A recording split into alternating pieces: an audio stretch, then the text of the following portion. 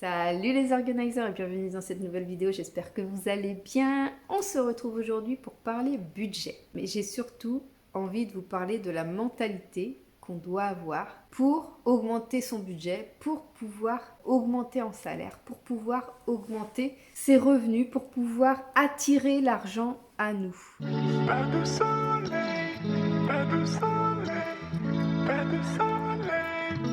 J'ai fait partie de ces personnes qui avaient cette croyance limitante que de croire qu'elle ne valait pas plus que, ou qui laissait aux autres le soin de déterminer sa valeur. C'est ce que j'ai laissé aux entreprises qui m'ont embauché, je les ai laissés déterminer ma valeur. Jusqu'à ce que je me rende compte que j'étais aussi cette personne qui s'investissait beaucoup, qui apprenait beaucoup de choses, qui permettait aux entreprises d'avoir un véritable couteau suisse à leur service et qui pour autant gagnait moins qu'une autre personne qui en faisait beaucoup moins. À partir de ce moment-là, quand on prend conscience en fait qu'on n'agit pas à la hauteur de la valeur qu'on nous donne, et là en l'occurrence pour moi, j'agissais comme une personne qui gagnait beaucoup plus, mais je percevais beaucoup moins puisqu'on m'avait embauché pour un certain poste, pour certaines missions. Ces missions, avec mon tempérament de vouloir toujours faire mieux, ces missions augmentaient, mais pas le salaire. Peut-être faites-vous partie de cette catégorie de personnes qui s'investit beaucoup dans son travail, qui a vraiment à cœur de toujours vouloir faire de son mieux, toujours vouloir faire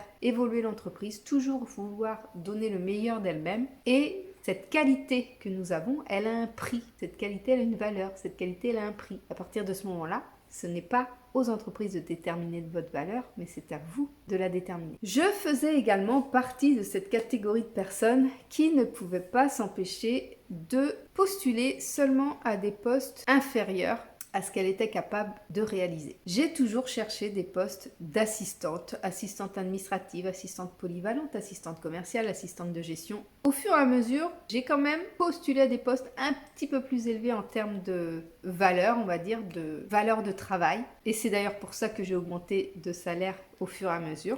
Malgré tout, je n'ai jamais osé postuler à un poste de cadre, je n'ai jamais osé demander à évoluer dans une entreprise pour avoir un poste supérieur. Je laissais toujours le soin à mes supérieurs, à mes responsables, à l'entreprise, de déterminer si j'en étais capable ou non. Sachez, si vous êtes dans ma situation, que la majorité des entreprises ne vous proposera jamais ce genre de choses. Par contre, vous donnez des missions supplémentaires sans rémunération complémentaire, mais qui les arrangent bien et qui leur évitent d'embaucher une personne supplémentaire, ça vous risquez de le vivre. Donc ce n'est pas de la faute des entreprises, c'est de notre faute à nous. Moi, j'ai la responsabilité de m'être comportée de telle manière que les entreprises ont bien profité de mes capacités, de mes compétences, sans que je puisse bénéficier, moi, de la valeur qui y correspondait. Mais je suis l'unique responsable de ça, parce que je n'ai jamais demandé, parce que je n'ai jamais postulé à des postes supérieurs, parce que je n'ai jamais demandé un salaire plus élevé. Enfin, voilà.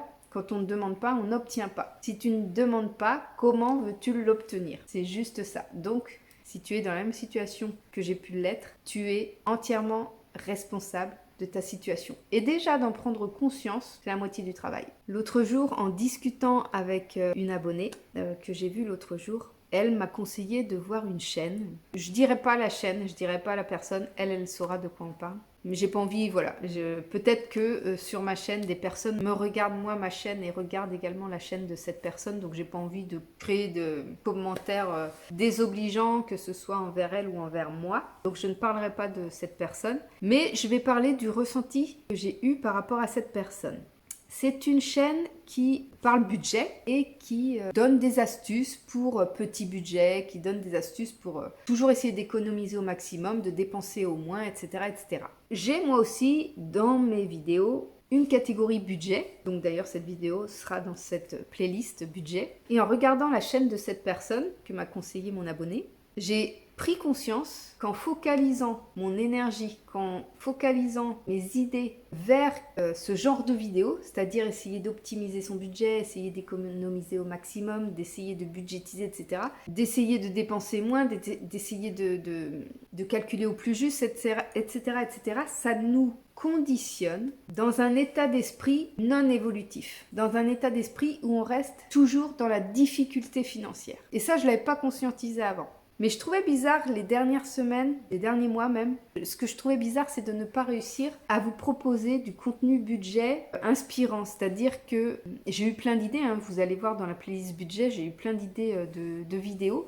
Et puis, comme je travaille sur moi, je fais du journaling, le Miracle Morning, etc. Je travaille sur mon esprit, en fait, je travaille sur mes pensées. J'ai été bloquée par rapport à cette playlist-là, j'ai été bloquée par rapport au budget. Je dis là, j'ai pas de soucis financiers comme j'ai pu en avoir quand les vidéos m'ont inspiré en fait. J'ai pas ce souci financier là, donc j'ai de la difficulté à pouvoir proposer un contenu pour optimiser son budget, pour faire des économies, etc. etc. pour rester dans l'énergie en fait des vidéos que je proposais, qui ont beaucoup de succès d'ailleurs. Et en fait, je me suis rendu compte que je n'étais plus dans cet état d'esprit là.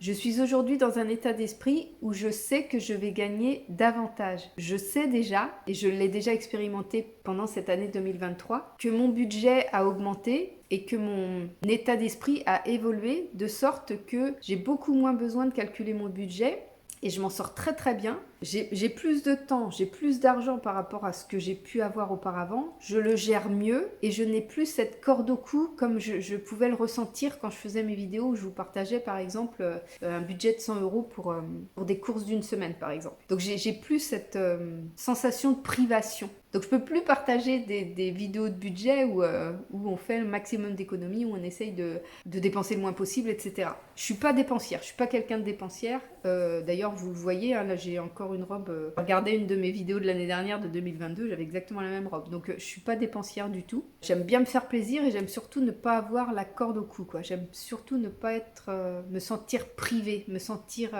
Je déteste sentir un manque de liberté, un manque de maniabilité par rapport à mon budget. J'aime bien pouvoir, si j'ai envie, je sais pas, d'acheter peu importe ce que j'ai besoin d'acheter. J'aime bien ne pas être en train de compter pour me dire est-ce que je vais pouvoir payer. C'est comme quand j'ai une voiture qui tombe en panne. Avant, j'étais vraiment mais comment on va faire? Comme cet été, notre multivan qui est tombé en panne, à aucun moment je me suis dit mais comment on va faire? Ça va nous coûter un bras, etc. Non, en fait, j'ai pris les choses extrêmement sereinement et j'ai dit on a l'argent pour payer. Donc c'est pas grave. La voiture a besoin d'être réparée, on va la faire réparer. On a l'argent pour payer, on remettra des sous de côté après, et puis c'est tout, c'est pas... Je suis plus du tout dans le même état d'esprit. Et cette chaîne que j'ai regardée, donc on m'a expliqué que c'était une personne qui avait eu des grosses difficultés financières et qui, du coup, a créé cette chaîne-là pour partager, en fait, ses méthodes pour pouvoir remonter la pente et pouvoir retrouver un peu d'argent pour pouvoir vivre correctement. Et j'ai regardé une de ses dernières vidéos et je trouve qu'elle est toujours...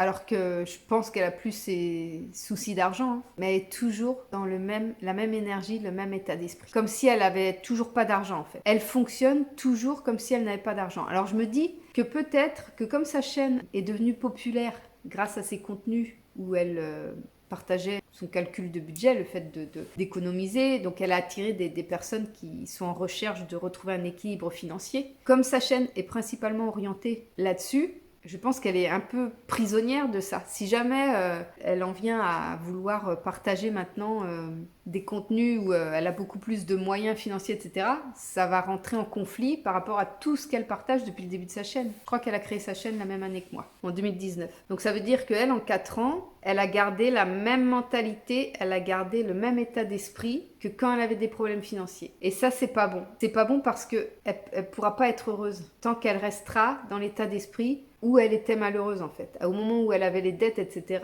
je pense qu'elle devait être dans un état, pour avoir connu des découvertes énormes, je sais dans quel état d'esprit on peut être et comme on peut être malheureux et comme on peut se sentir bloqué et comme on peut se sentir triste et nul et désemparé quand on est dans une situation financière très précaire comme ça. Mais quand notre situation a évolué, après tous nos efforts, après tout ce qu'on a traversé, quand notre situation arrive enfin à évoluer, il faut savoir évoluer avec elle. Il faut savoir faire évoluer son esprit avec elle. Pourquoi ?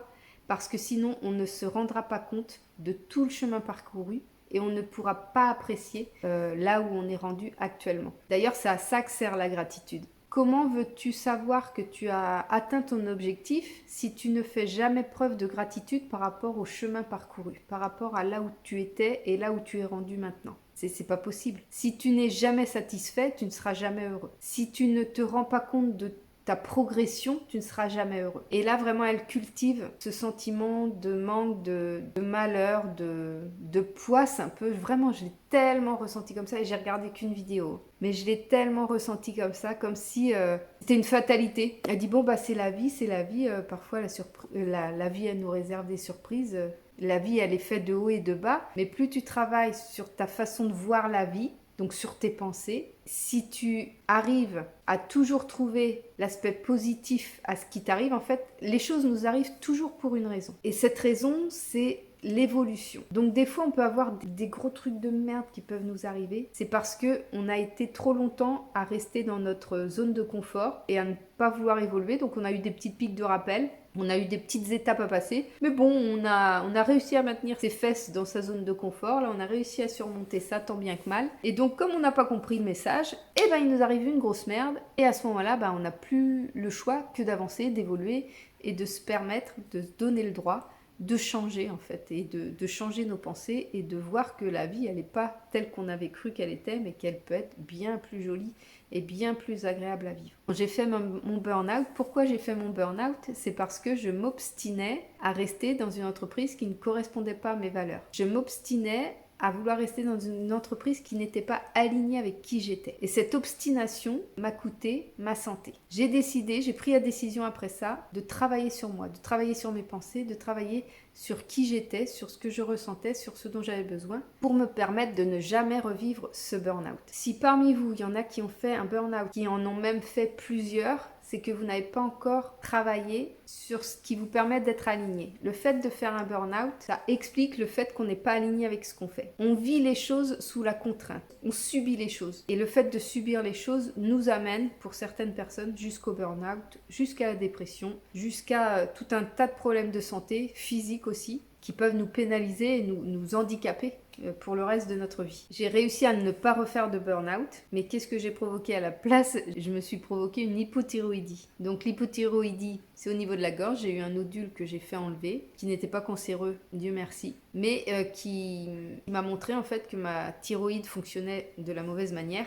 Et j'ai un traitement à vie du coup. Et en fait, ça concerne la gorge. Donc le chakra de la gorge, c'est la communication, c'est-à-dire que je ne savais pas imposer ma valeur, je ne savais pas m'imposer, démontrer ma valeur. Et ça m'a provoqué cette hypothyroïdie. Il y a toujours une raison à ce qui nous arrive. Il y a toujours une raison qui explique pourquoi on traverse une difficulté. Et des fois, on ne peut pas comprendre tout de suite. Il y a des fois, on ne comprend pas tout de suite. On dit, mais pourquoi ça tombe sur moi? Pourquoi est-ce que ça n'arrive qu'à moi? Pourquoi est-ce que j'ai la poisse? C'est pas la poisse que tu as, c'est juste que tu n'as pas appris à travailler sur toi. Et c'est pour ça que j'ai à cœur de te proposer un accompagnement qui va te permettre de te connaître, de savoir qui tu es, de replonger dans tout ce que tu as pu connaître quand tu étais enfant, de tout ce que tu as pu ressentir, de toutes les répercussions dans ton monde d'aujourd'hui. Comment tu peux modifier ça, comment tu peux changer ton état d'esprit, ton caractère, tes pensées. Tu peux absolument tout changer. La seule chose pour réussir à changer, c'est de le vouloir. Si tu le souhaites, si tu as la foi en toi, en ce que tu es capable de réaliser, tu verras que des opportunités incroyables s'ouvriront à toi et te permettront de réaliser des choses absolument incroyables. C'est vraiment ça que j'avais envie de te partager dans cette vidéo. Mes vidéos budget, comme tu peux le voir, ça fait la deuxième vidéo qui est un petit peu différente des précédentes parce que justement je ne veux plus rester dans cet état d'esprit où je manque d'argent, où j'ai besoin d'optimiser mon budget, où j'ai besoin de faire des économies, etc. Il y a d'autres façons de faire. Et il y a surtout son mode de pensée à changer. Parce que même quand on a un plus gros salaire, on a tendance à dire « Ah oui, mais le pouvoir d'achat a baissé, les prix ont augmenté. » Oui, c'est sûr, c'est certain. Mais il n'en tient qu'à toi d'augmenter également ton revenu, tes possibilités, tes opportunités pour pouvoir pallier à ce changement. Parce que de toute façon, on sera tous amenés à devoir évoluer avec ce changement. Et en changeant ton état d'esprit, tu verras que c'est beaucoup plus facile de trouver les solutions, les opportunités pour gagner plus d'argent plutôt que juste de te plaindre de ce qui t'arrive, de la société, de ce qui t'oblige à économiser. Tu ne peux pas rester dans la même situation qu'il y a 5 ans, 10 ans. Ça évolue tout le temps. Nous évoluons tous, d'ailleurs nous vieillissons tous, on prend des rides. Le monde c'est pareil, il se ride aussi, il évolue, il progresse et on doit progresser avec lui. Donc voilà, j'espère que cette vidéo aura pu te parler. N'hésite pas à t'abonner, à liker si ce n'est pas encore fait, à me rejoindre sur mes autres réseaux sociaux, Instagram, Facebook et TikTok. Et moi, en attendant de te retrouver dans une prochaine vidéo, je te fais des gros bisous. Salut!